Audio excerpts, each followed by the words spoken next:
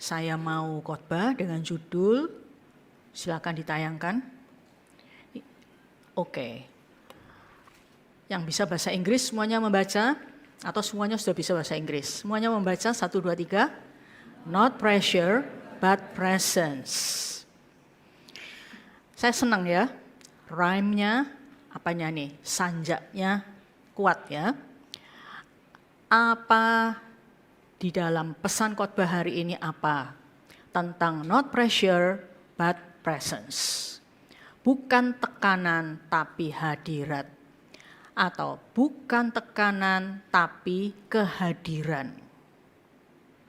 Katakan, bukan tekanan tapi kehadiran. Ya, teman-teman, saudara semuanya, banyak orang hidup sekarang ini di bawah tekanan-tekanan setiap hari. Tidak terkecuali usia seperti kalian juga ya. Bukan hanya yang sudah bekerja atau yang sudah berkeluarga, tapi banyak anak muda juga hidup di bawah tekanan. Tekanan untuk apa? Tekanan untuk berhasil. Tekanan untuk terlihat baik.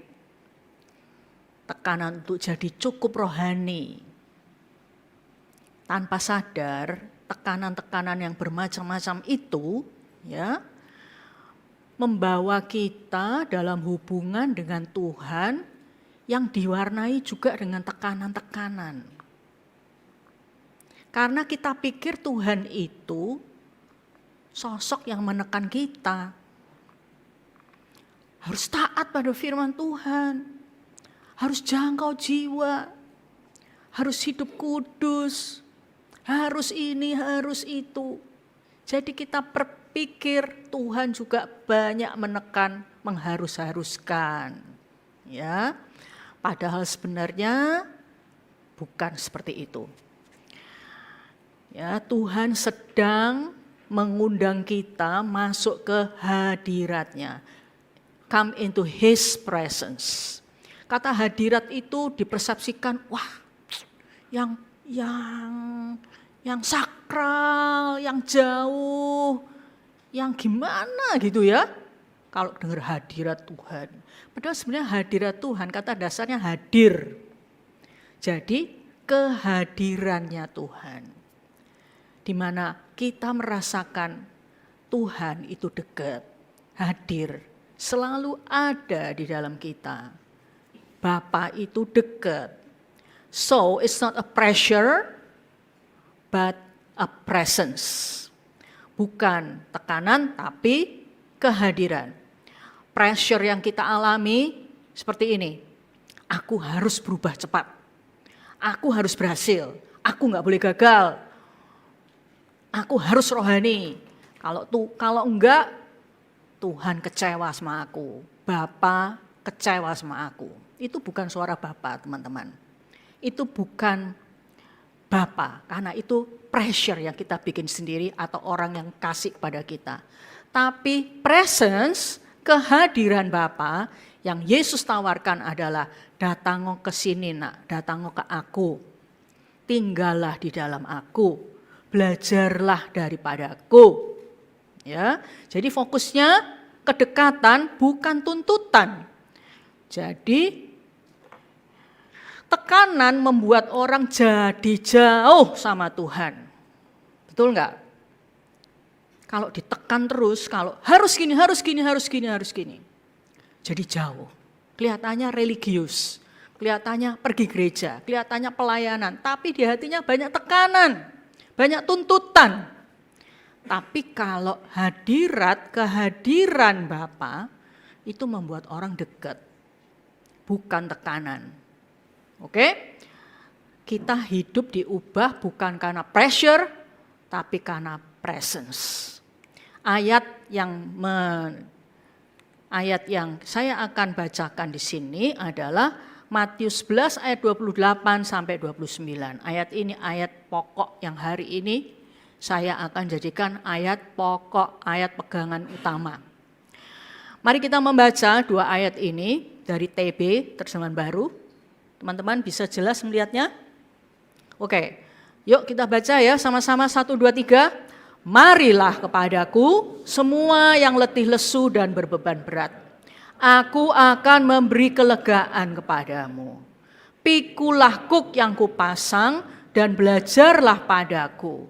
Karena aku lemah lembut dan rendah hati, maka jiwamu akan mendapat ketenangan. Saya rasa kalian banyak sekali yang familiar dengan dua ayat ini. Bahkan ayat ini banyak dijadikan hiasan-hiasan dinding ya. Jadi terkenal ayat ini, terutama ayat 28-nya. Marilah kepadaku semua yang letih lesu dan berbeban berat, aku memberi kelegaan padamu. Jadi ayat ini disukai. Tetapi hari ini saya mau mengajarkan yang lebih utuh. Ayat ini disukai biasanya pengertiannya cuman gini loh. Kalau lagi sumpek, kalau lagi galau, lagi sedih, berdoalah, datanglah ke Tuhan, nyanyi, nyembah, nanti kamu bisa tenang hatinya, gitu aja. Ya, gitu aja. Betul sih, tapi belum seutuhnya. Ya. Lalu kok disambung dengan pikulah, kok dikasih kelegaan, tapi kok disuruh mikul. Gimana nih? Apakah ini bertolak belakang ayat 28 dan 29? Tapi kalau bertolak belakang, kok ayat 29-nya bilang, jiwaku akan mendapat ketenangan. Mikul sesuatu itu kan rasanya berat ya, apalagi kuk. Apa sih kuk itu? Dan kok bikin aku bisa tenang? Nah teman-teman, kalau teman-teman suka bertanya-tanya, baca ayat tidak hanya secara serampangan, cepet-cepetan, lalu direnungkan, mungkin agak bingung. Ya, yuk kita lihat sebenarnya ayat 28, 29, terutama 28 yang sangat favorit itu, hampir favorit seperti Mazmur 23 ya. Matius 11 ayat 28 ini sangat favorit sekali buat orang Kristen. Itu enggak boleh dilepaskan dengan ayat-ayat sebelumnya. Makanya sekarang mari kita lihat sejenak ya. Matius 11 ini dari ayat 1 sampai 27, sebelum 29, 28, 29, 30 itu apa konteksnya? Di ayat 1 sampai ayat 6 ceritanya itu tentang Yohanes Pembaptis itu masuk penjara, di penjara. Dan dia di situ meragukan Yesus. Ngirim muridnya ke Tuhan, bilang gini, engkaulah Mesias, engkaukah Mesias atau kami harus tunggu yang lain? Jadi di penjara tuh Yohanes Pembaptis ini ada dalam keadaan depresi kayak gitu ya. Jadi dia imannya mulai goyah, meragukan Yesus. Gambaran orang yang rohani pun bisa lelah. Orang yang hebat seperti Yohanes Pembaptis ini pun bisa lelah jiwanya dan mengalami pergumulan batin yang berat. Itu ayat 1 sampai ayat 6. Lalu ayat 16 sampai 19 itu bicara tentang generasi yang keras hatinya. Yohanes Pembaptis dibilang orang aneh ini.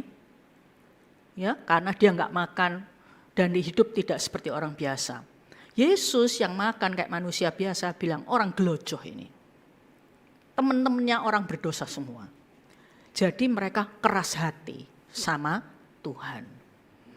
Lalu di ayat 20 sampai 24-nya ada 4 kota yang disebut oleh Yesus. 4 kota ini adalah penduduk-penduduk dari 4 kota ini adalah orang-orang yang enggak mau bertobat meskipun melihat banyak mujizat yang dilakukan oleh Tuhan Yesus. Gitu ya. Terus habis gitu ayat 25 sampai 27-nya Tuhan Yesus bilang gini, hanya orang yang rendah hati yang bisa mengalami jamahan Tuhan. Jadi saya ini menyarikan konteks sebelum ayat 28 yang favorit itu dan 29 dan 30 lalu habis Matius 11-nya. Ini artinya gimana nih? Gitu ya. Jadi Matius 11 ini ayat 28 tidak berdiri sendiri, ada alur yang sangat kuat. Ya. Jadi ada kelemahan di dalam hidup orang yang rohani sekalipun, ada orang yang keras hatinya, ada orang yang sangat tidak mau bertobat meskipun dapat mujizat. Dan Tuhan bilang, orang yang rendah hati saja yang bisa berubah, yang bisa mengalami jamahan kasih-Nya. Begitu ya. Nah, apakah ini enggak sama membayangkan generasi yang sekarang ini? Banyak orang muda hari ini hidup dalam tekanan-tekanan ya, untuk berhasil, untuk memenuhi ekspektasi, untuk jadi bagus, untuk bagus dalam pelayanan, lalu membawa tekanan-tekanan itu seolah-olah itu Tuhan kasih. Karena yang ngasih itu tugas-tugas ini ya pemimpin-pemimpin rohani. Jadi tanpa sadar kita berpikir gini, kalau aku rohani Tuhan baru nerima aku. Kalau aku gagal Tuhan kecewa. Aku harus perform. Performku harus bagus supaya Tuhan berkenan dan senang hatinya.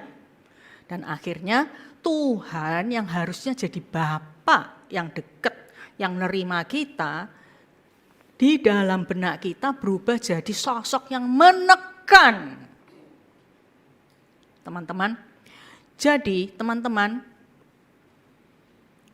kalau kalian seperti Yohanes Pembaptis, lagi lelah, meskipun kalian punya tanggung jawab yang penting di gereja ini, lalu kalian yang meskipun banyak ditolong Tuhan, banyak melihat pertolongan Tuhan, tapi tetap keras, gak mau deket, gak mau taat sama Tuhan. Yang ketiga, kalau kalian merasa banyak tekanan-tekanan agamawi, karena orang-orang saat itu Tuhan bilang, marilah kepadamu semua yang berbeban berat, itu bukan mereka yang mengalami masalah saja, tapi mereka yang diberikan beban-beban hak agama oleh orang-orang Farisi. Kalau jelasnya di Matius 23, sampai Tuhan mengecam orang Farisi, kamu bisanya hanya memberikan tekanan-tekanan, menghambat orang masuk kerajaan surga, kamu sendiri tidak hidup seperti itu. Jadi untuk semua orang yang pintar, gak merasa perlu bertobat, yang keras hatinya, yang lagi dikasih beban-beban agama, yang lagi lelah jiwanya. Semua ini ada kesamaan teman-teman. Ya. Nih ya. Nomor 1, Yesus datang untuk memperkenalkan Bapa, bukan menambah beban. Yesus datang untuk apa? Memperkenalkan Bapa, bukan untuk menambah beban. Orang beragama penuh aturan, harus penuh aturan. Orang pinter merasa tahu, kota-kota itu keras hati. Satu kesamaannya, tidak mengenal hati Bapa yang sesungguhnya. Tidak mengenal hati Bapa yang sesungguhnya. Siapa yang letih lesu dan berbeban berat ini? Bukan sekedar orang yang capek hatinya karena banyak masalah, lagi capek ujian banyak sekali di dalam sekolahnya atau kuliahnya, lagi capek karena disakiti hati oleh banyak orang di keluarga, tapi orang-orang yang hidup dalam tekanan-tekanan agama, berusaha membenarkan diri, ya, tidak menemukan kepastian keselamatan, mencoba menyenangkan Tuhan dengan kekuatan sendiri. Jadi Tuhan ini di ayat 28, marilah kepadaku yang berbeban berat, pikul lahku, yang kamu akan mendapat kelegaan dan ketenangan. Ini bukan bicara tentang healing emosional saja.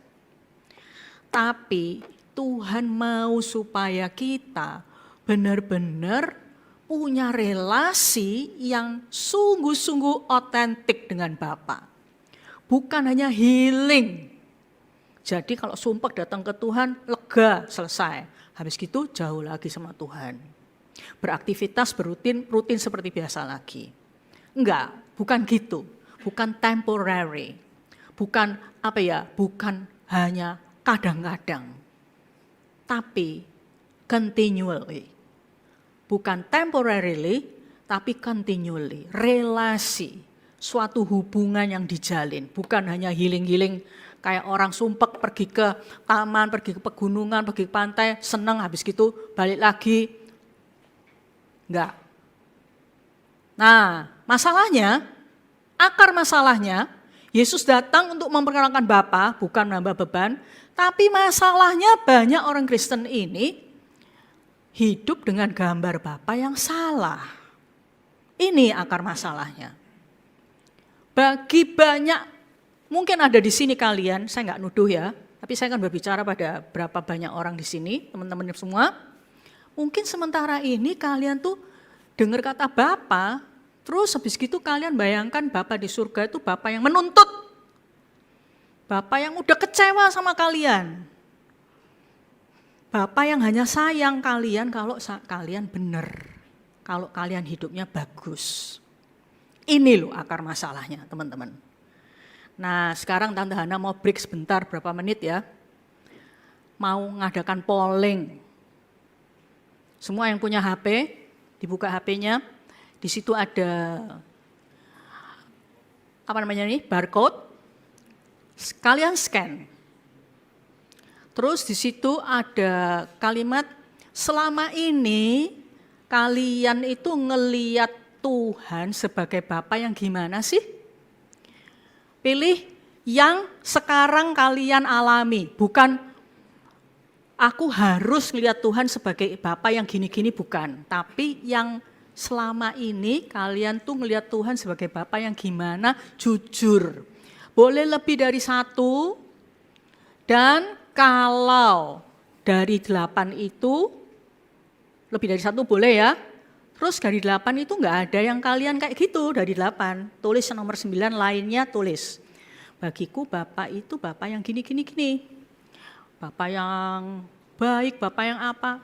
Tapi semua harus jujur apa adanya sekarang, oke? Gimana dengan yang tidak punya HP, teman-teman yang tidak punya HP? Enggak apa-apa, jangan sedih.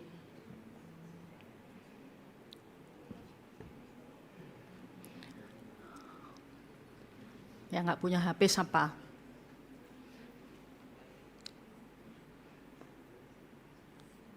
Yang dari Mami ya? Yang dari Rumah Sejati? Mana yang dari Rumah Sejati? Oke.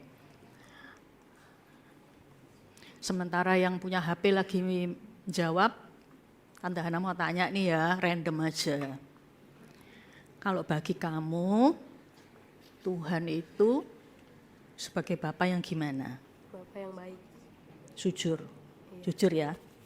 Baiknya gimana sih? Baik karena walaupun kita nyeselin, Tuhan selalu mau untuk mengasihi kita. Ngeselin, Iya, oke. Kita nyeselin, Tuhan mau mengasihi kita. Iya. Kalau kamu Rumah Sejati juga.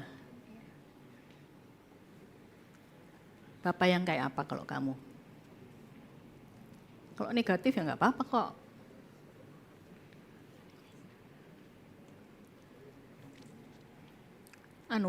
Kekecilan. Bapa yang setia. Oke. Anak-anak cowok-cowok yang dari Rumah Sejati mana? Kamu ya? Siapa namanya kamu? Farisan. Kalau bagi Farisan, kamu melihat Tuhan sebagai Bapa yang kayak apa? Bapa yang Mengampuni. Iya. Pernah nggak mikir kalau Bapa tuh figur Bapa yang negatif? Kalau pernah nggak apa-apa loh. Nggak dosa. Pernah nggak? Pernah. Sebagai Bapa yang apa kalau negatif? Meninggalkan. Bapa yang meninggalkan. Oke. Kalian semua punya HP? Punya? Sudah jawab? Udah? Oke. Ini sudah semuanya? Sudah semuanya? Atau masih ada yang masuk-masuk? Hah? Apa? Oh masih ada yang masuk-masuk. Oke. Sebelah sini ada Rumah Sejati enggak di sini? Rumah Sejati mana? Karena kalau Rumah Sejati kan nggak boleh punya HP. Bukan karena Rumah Sejati itu gimana gitu, enggak.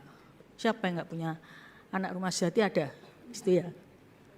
Kalau menurut kamu Sementara ini lihat Tuhan sebagai Bapa yang gimana? Yang negatif pernah? Gak apa-apa. Kayak tadi itu. Pernah enggak? Enggak. Ragu-ragu. Ya. Ayo jadi jujur sebagai Bapa yang kayak apa?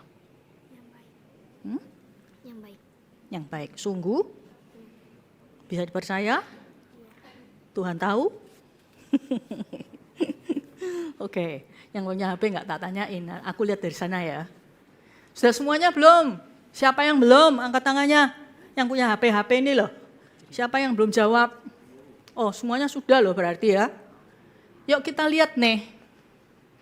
Yang paling banyak nih yang ungu. Standar Tuhan terlalu tinggi. Betul ya? Oh, yang lainnya 84 votes. Wah, yang lainnya ini kalian tulis enggak tuh di situ? Enggak? Hah? Enggak bisa? Oh gitu. Kalau gitu lainnya ini apa ya? Rio apa Rio? Yang lainnya apa? Loh enggak apa-apa. Iya, Rio kok ya kamu toh?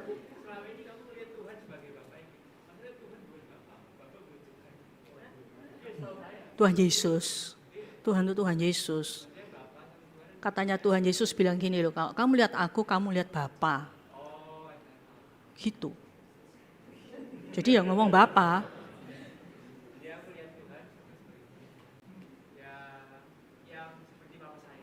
Papanya? Iya, yang kayak apa papamu ini? Yang papamu ini kayak apa? Sifatnya loh.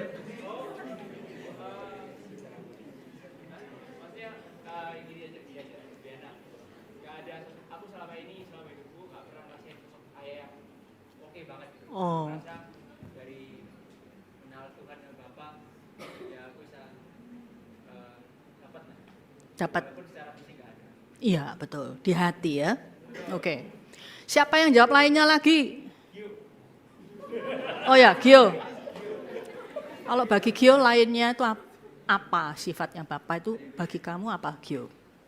Menurutku Bapak yang nggak pernah lupakan anaknya, Gak pernah lupakan anaknya. selalu menyertai anaknya. Gitu ya. Jadi di lainnya itu banyak yang positif juga ya berarti ya. Ya. Nah sekarang yang negatif itu yang paling banyak itu standar Tuhan terlalu tinggi. Ada 22 orang yang vote seperti itu. Ada nggak yang di sini menjawab lebih dari satu? Pasti ada loh. Ya. Ini penting buat Tante Hana ya. Jadi saya tuh sebagai pemimpin rohani di sini, Tante Hana pengen tahu tuh anak-anak muda di sini itu kalau ngeliat Tuhan sebagai Bapa itu yang mana? Sayangnya di lainnya itu banyak sekali tapi nggak bisa dijabarkan ya. Oke, lain kali bikin polling yang lebih bagus supaya bisa ketahuan juga yang lainnya ya apa. Baik, tepuk tangan untuk kita semuanya. Ini ya. Hasil ini tadi aku bisa dapat enggak nanti di WA atau di WA gitu bisa ya. Oke. Nah, jadi Bapak yang menuntut, balik lagi ke slide saya juga. Slide nomor berapa itu tadi? Bapak yang menuntut, yang mudah kecewa, yang hanya sayang kalau aku benar. Itu tuh, teman-teman. Saya memang gak bisa menuntut, gak bisa mendapatkan jawaban yang sangat jujur, karena ini jawabannya rame-rame. Tetapi saya mau ngomong, paling enggak saya mau men-trigger kalian untuk berpikir dalam-dalam. Sementara ini tuh kalau ngelihat Tuhan tuh dirasakan di hati, di pikiran kalian tuh punya gambar Bapa yang kayak apa gitu loh. Gak apa-apa teman-teman, karena dari situ kita harus beranjak ke dalam level yang lebih lanjut mengenal Bapa, gitu ya. Nah, ternyata kayak tadi jawaban Rio itu penting loh, ya. Jadi dia tuh melihat Tuhan sebagai Bapa tuh langsung gambarannya tuh adalah papanya. Meskipun papanya sudah tidak ada, gitu ya. Papanya kurang oke, nggak apa-apa. Papa saya juga nggak oke. Papanya siapa yang di sini oke? Semua papa di sini, papanya kita semuanya, itu pada dasarnya mengasihi kita kok. Cuman mereka juga banyak terluka dari ayahnya mereka juga. Jadi nggak dapat role model, nggak dapat teladan. Jadi papa itu harus gimana, begitu ya. Jadi mereka jadi papa buat kita juga, papa yang juga ada kekurangannya ini dan itu, which is normal. Ya, which is acceptable, kayak gitu. Jadi kita nggak sedang mendiskreditkan para ayah di sini, enggak. Justru Tante Hana mau menekankan gini, kalau kita sembuh, karena Bapa surgawi menyembuhkan kita, karena kita bisa melihat Dia sebagai Bapa yang baik, maka kita akan bisa mengasihi dan menghormati ayah kita yang penuh kekurangan itu. Jadi gambar Bapa yang negatif semua itu, ya, itu disebabkan oleh luka-luka dari orang tua. Ya, tadi yang saya bilang which is okay, which is normal, which is acceptable gitu ya. Atau disebabkan oleh sistem pendidikan mereka yang keras, mendidik anaknya dengan keras. Jadi kita terluka punya gambaran yang kurang baik tentang seorang ayah. Budaya yang menilai orang berdasarkan performa atau prestasi, itu budaya di dunia ini. Seluruh dunia ini memuja-muja prestasi, memuja-muja performa. Kalian ya yang jadi fasilitator jujur. Kalau ada anggota Komsel yang setia, yang nurut, kalian seneng nggak? Terus ada anggota Komsel nggak setia, kalau dia dinasehati nggak nurut, keras kepala, kalian lebih seneng sama yang mana? Manusiawi, pasti seneng yang nurut, yang setia, betul nggak? Tante Hana juga gitu loh. Jadi artinya gimana? Secara universal, secara umum, orang yang punya kelebihan, yang performanya bagus, prestasinya bagus, sifatnya baik, itu tuh dihargai. Dimana itu juga kita mesti belajar untuk menghargai semua orang. Tapi perlu ada upaya untuk belajar menghargai anak rohani anggota Komsel yang kurang nurut, kurang setia. Ya, itu tuh perlu belajar. Tapi yang automatically, ya, secara otomatis manusia tuh kayak gitu. Jadi kita juga mikir Bapak kayak gitu. Otomatis itu adalah apa ya? The habit of our soul, kayak gitu ya, mungkin ya, kebiasaan jiwa kita, kebiasaan respon kita. Jadi kita berespon sama Tuhan sebagai Bapa kayak gitu juga. Akibatnya kita tidak datang kepada Bapa saat gagal, teman-teman. Saat gagal, saat jatuh dalam dosa, kita enggak datang kepada Bapa. Kita lari menjauhi Bapa malahan. Ini yang tidak benar, ini yang bahaya. Ini yang membuat banyak orang muda kalau jatuh malah sulit sekali untuk kembali. Karena tuduhan iblis, kamu gagal. Tuhan gak senang sama kamu. Bapak kecewa sama kamu. Jadi ketika gagal malah gak datang sama Bapak yang harusnya datang ke Bapak. Kayak anak bungsu itu ya, udah belepotan, udah hancur. Dia memutuskan untuk kembali ke bapaknya. Tapi lari menjauhi Bapak dan mendekati, berlari datang pada dunia ini, pada teman-teman yang buruk pergaulannya. Jadi selama kamu melihat Bapa sebagai penekan gitu ya, kamu tidak akan pernah berani datang kepadanya saat kamu paling butuh Dia. Tuh, Yesus tidak datang untuk membuatmu lebih tertekan. Dia datang untuk memulihkan gambar Bapa di dalam hidupmu. Tante Hana baca ayat ini, statement ini, siapa yang yakin bahwa Tuhan itu tidak datang untuk membuat kita tertekan, tapi membuat gambar Bapa di dalam hidup kita dipulihkan. Setelah saya baca sekali lagi, kalau kalian setuju katakan amin. Yesus tidak datang untuk membuatmu lebih tertekan. Dia datang untuk memulihkan gambar Bapa di dalam hidupmu. Gak yakin aku, amin ya. Yesus tidak datang untuk membuatmu lebih tertekan, tapi dia datang untuk memulihkan gambar Bapa di dalam hidupmu. Ingat-ingat ya.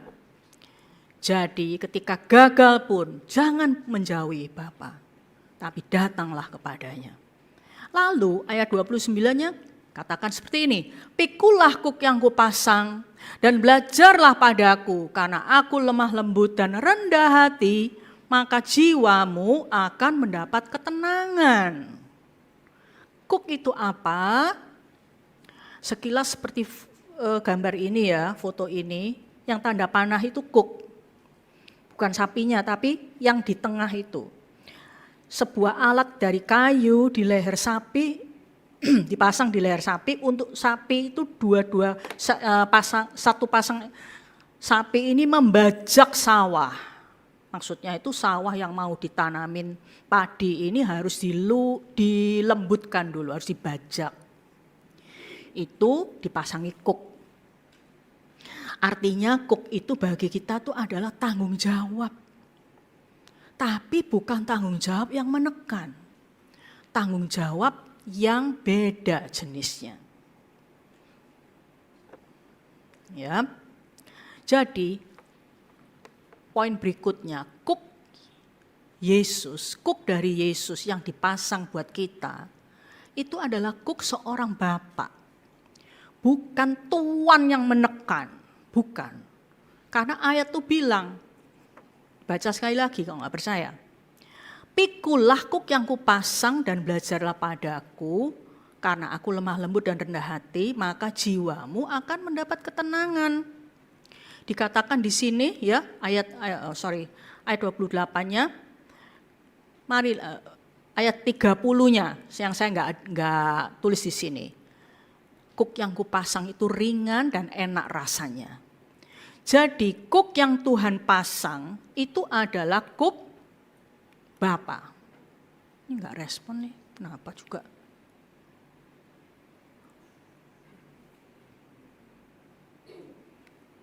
Ya. Jadi kuk yang Yesus pasang adalah kuk seorang Bapa, bukan kuk seperti tuan yang menekan. Yesus berkata, pikulah kukku. Ini bukan kuk agama, tapi kuk apa yang biru? Relasi dengan Bapa. Hubungan pribadi, relasi dengan Bapa. Teman-teman, dalam budaya Yahudi, kuk itu juga berarti cara hidup, cara kita mengikuti seorang guru. Cara hidup seorang guru yang kita panuti, gitu ya. Jadi Yesus tuh berkata dengan cara lain, Yesus tuh berkata gini loh, contohlah cara hidupku, yaitu hidup sebagai anak yang dekat sama Bapa. Gitu. Jadi Yesus itu adalah contoh anak sejati. Dia enggak hidup dari tekanan, jadi dia dekat sama Bapa bukan karena tertekan, bukan karena harus, tapi karena mengasihi. Karena ini Bapakku. Dia tidak hidup dari tekanan, dia enggak perlu merasa harus membuktikan diri bagus, karena dia tahu dia sudah dikasih sama Bapa. Dia anak yang diterima oleh Bapa. Ketika dia dibaptis oleh Yohanes Pembaptis di Sungai Yordan, begitu dia bangkit dari Sungai Yordan, situ ada suara, inilah anakku, kepadanya lah aku berkenan. Lalu ada seekor burung merpati hinggap di kepalanya. Jadi Bapa, dia tahu Bapa sudah menerimanya, sudah sayang sama dia. Yesus gak perlu lagi buktikan diri bagus dan sebagainya, karena dia sudah tahu kalau dia anak yang diterima, dikasih sama Bapa. Ini loh yang harus kita contoh. Di mana kita udah puas karena kita dikasih sama Bapa. Makanya gambar Bapa yang negatif-negatif tadi itu gak boleh disimpan terus, gak boleh dibiarin terus, teman-teman. Mesti dibuang. Oke?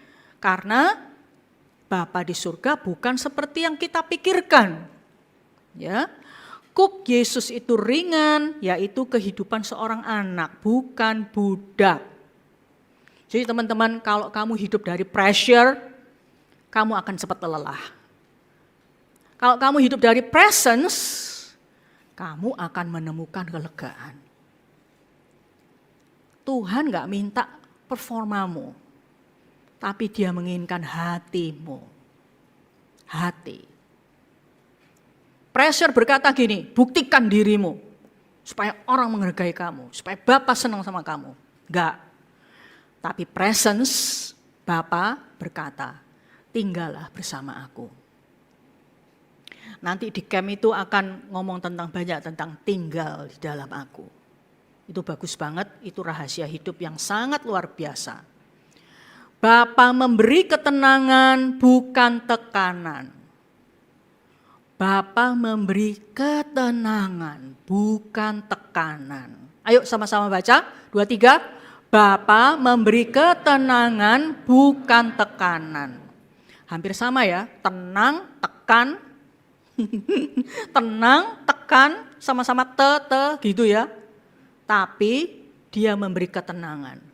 Jadi kalau jadi anak muda Kristen, jadi anaknya Bapa, jadi pelayan Tuhan, jadi remaja di LC, BYC, jabatannya apa di gereja ini, terus hatimu gak pernah tenang, selalu cari identitas jati diri dari luar, dari dunia. Nah, itu alarm. Berarti ada yang salah. Gak tenang soalnya. Gak puas, gak satisfied, gak fulfilled. Tapi terus searching, terus mencari ketenangan. Itu berarti ada yang salah. Aku lemah lembut dan rendah hati, kata Yesus, maka jiwamu akan mendapat ketenangan. Ketenangan bukan berarti tidak ada proses, tapi prosesnya, proses bertumbuh menjadi serupa Kristus itu terjadi dalam kasih, bukan tekanan. Ya, karena Cook itu bicara tanggung jawab, teman-teman. Oh, kalau gitu enak, hari ini Tante Hana khotbah ini. Tenang, lega. No pressure, only presence. Berarti tugas-tugasku jadi fasilitator, jadi multimedia, jadi pemurid, jadi apa ini yang buat aku tertekan ini harusnya dilepasin semua aja. Biar aku tenang. Salah itu ya. Hidup tanpa tanggung jawab tidak membuat orang tenang. Ya, waktu hampir sebulan yang lalu untuk Idul Fitri kan, banyak liburnya. Sudah libur Komsel, libur pemuridan, libur khotbah gitu ya. Saya juga Kediri ya libur, Surabaya ya libur, kantor ya libur, sembarang libur. Malah saya jadi sumpek. Gara-gara kayak nggak ada tanggung jawab apa-apa sementara begitu ya, seminggu, 10 hari. Kayaknya sumpek banget. Kalau saya rasa kalian juga gitu. Kalau libur sekolah terlalu lama tambah bingung. Betul nggak? Manusia tuh nggak bisa. Ya, hidup tanpa tanggung jawab. Bayangkan, tiba-tiba kalian main terus, nge-game terus, nggak sekolah, nggak kerja, nggak kuliah, nggak kenapa-kenapa wis. Hidup seperti itu selama-lamanya. Gimana tuh coba? Tambah galau, tambah sumpek, tambah gak ada damai. Karena Tuhan tidak menciptakan kita seperti itu, teman-teman. Jadi di sini ngomongnya bukan oh, supaya tenang, dilepasin aja nih tanggung jawab ini. Bukan. Tapi tanggung jawab ini yang kalau kita lakukan dengan sungguh-sungguh, kita berproses menjadi dewasa di dalam Kristus, begitu ya, dalam karakter-karakter kita sebagai leader, sebagai murid Yesus. Kita jalankan dengan kasih, bukan karena tekanan. Semua proses-proses memikul tanggung jawab ini dilakukan dalam kasih. Kasih pada siapa? Kasih pada Bapa.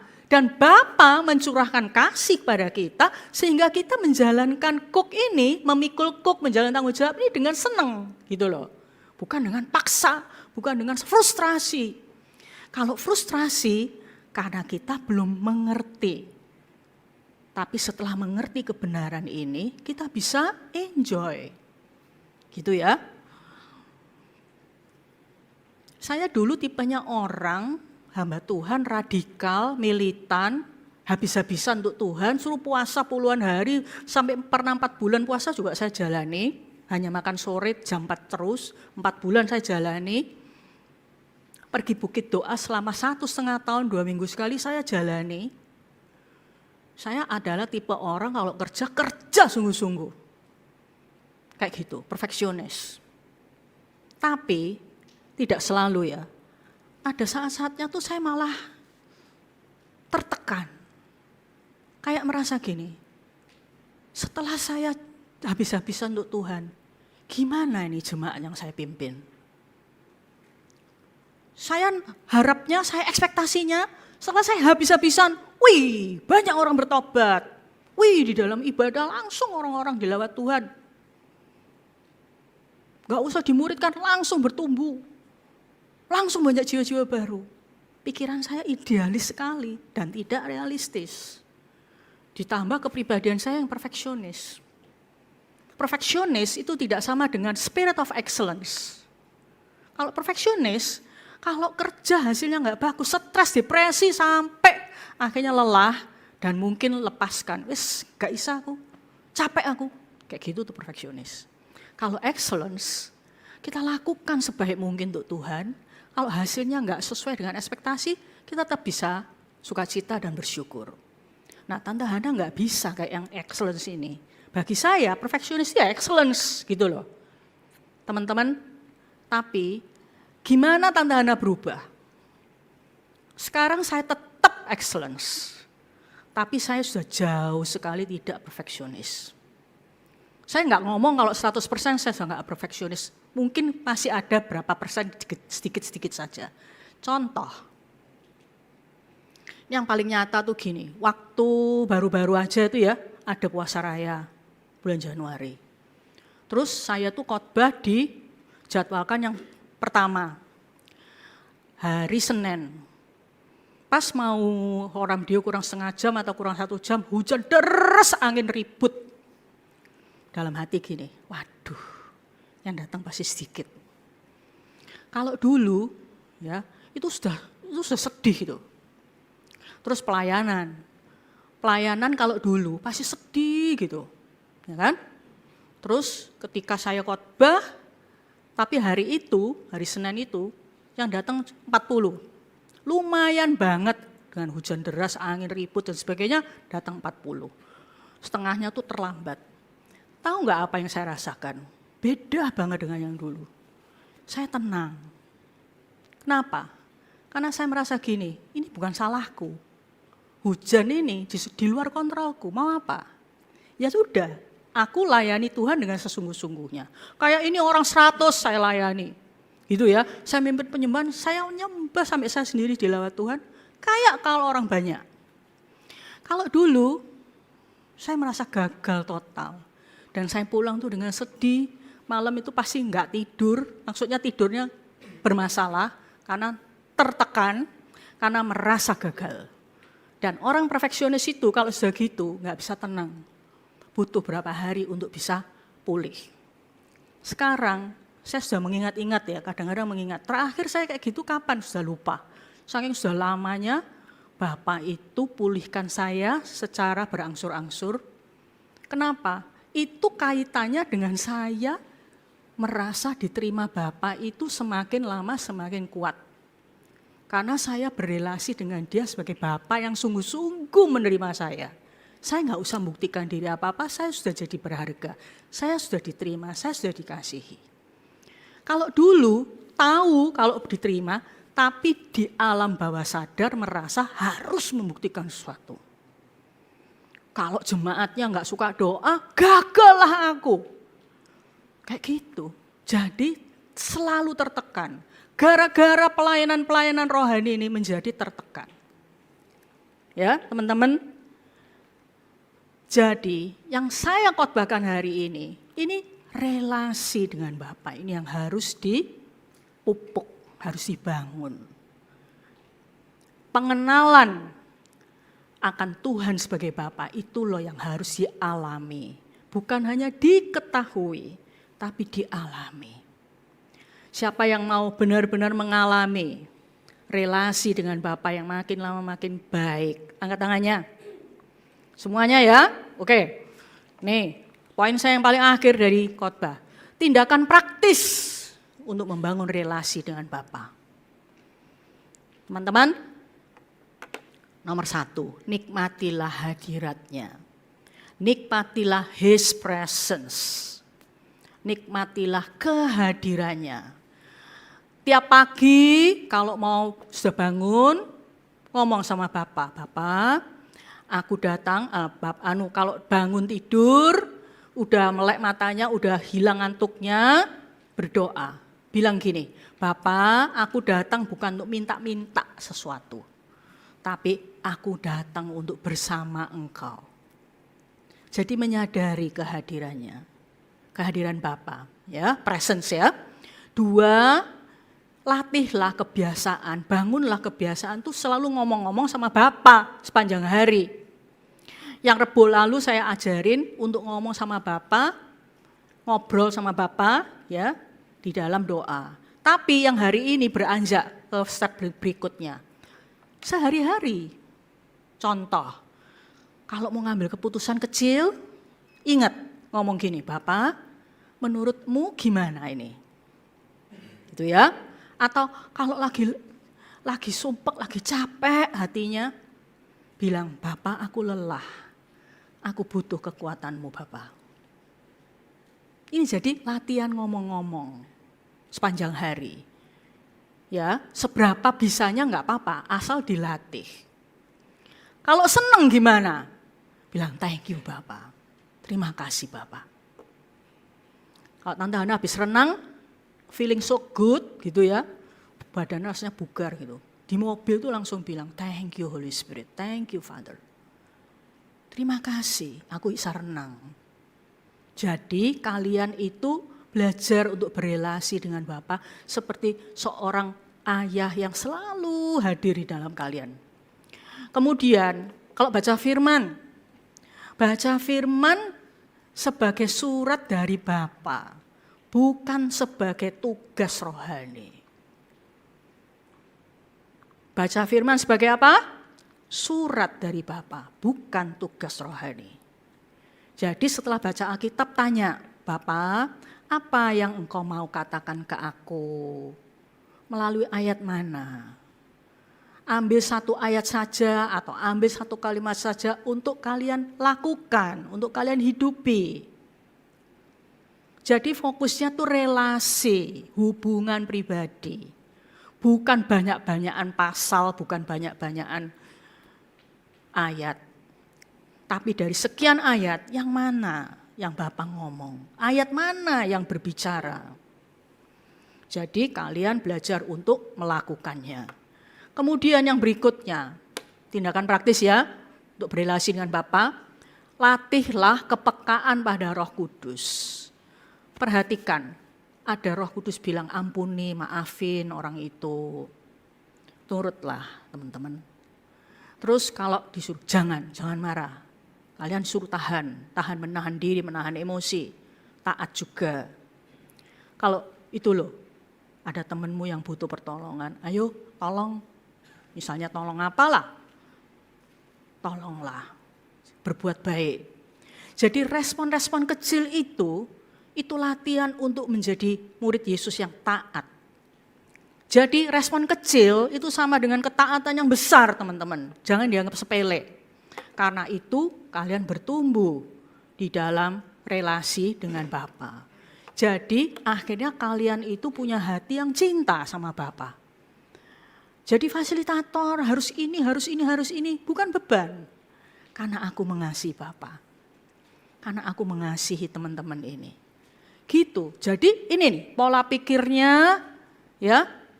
Ini situasi batinnya, kondisi batinnya tuh dirubah. Bukan aduh repot saya kita repot lagi. Bukan gitu. Ngapain harus baca firman terus? Bosen aku ini. Bukan gitu.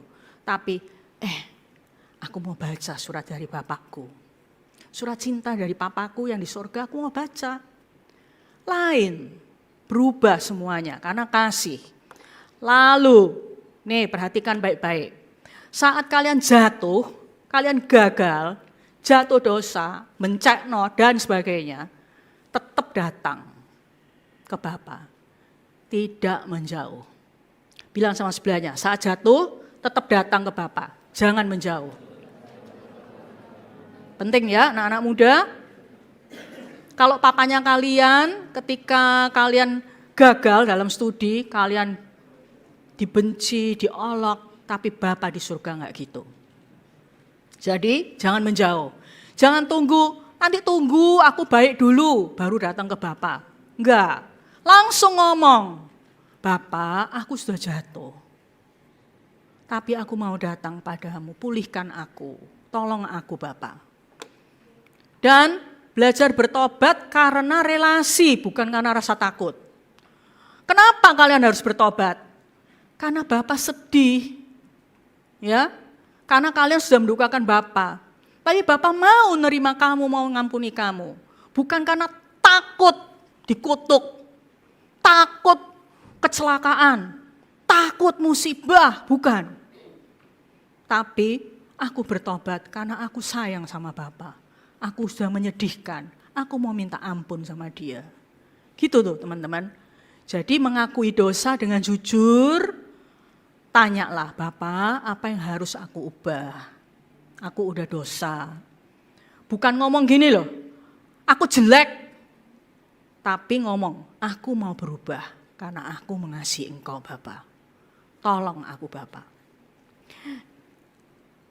Tante Hana saya nggak hafal omongan-omongan ini. Nggak apa-apa, nanti saya kirim tuh slide-nya sama kakak-kakakmu, terus nanti mereka akan share di grup, supaya di Komsel bisa dibaca lagi, diulangi lagi dan sebagainya. Tapi kata-kata ini kata-kata yang alamiah sekali, bukan kata-kata yang harus dibuat-buat. Ya, kalau jatuh ya ngomong, Bapa aku telah dosa, aku telah kotor. Ampuni aku Bapa, aku mau berubah, tolong aku Bapa. Itu kan alamiah ya teman-teman. Tapi Tante Hana mau kasih slide-nya nih sama kamu, supaya kamu belajar untuk membangun relasi dengan Bapa. Tadi yang angkat tangan saya harap jujur, benar-benar mau untuk membangun relasi dengan Tuhan sebagai Papamu. Jadi Tuhan itu enggak perlu performamu, tapi butuh hatimu teman-teman. Hati yang mau jalin hubungan dengan dia sebagai Bapa. Jadi belajar hidup sebagai anak yang sejati kayak Tuhan Yesus. Siapa yang selama ini